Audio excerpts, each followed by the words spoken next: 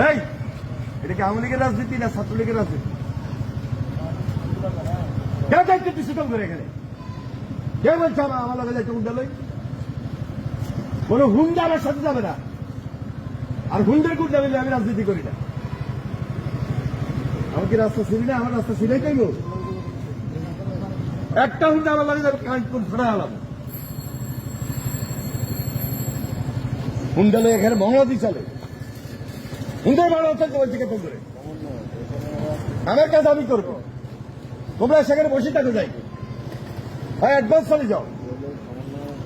রাজনীতি করে এখানে হুন্ডা লয়ে চলছে। হুন্ডা কি মানুষ হুন্ডা পছন্দ করে? এত বড় মাঝখানে গেছে, নেতাই গেছে, ওটাই ছিল আন্দোলনের সময়।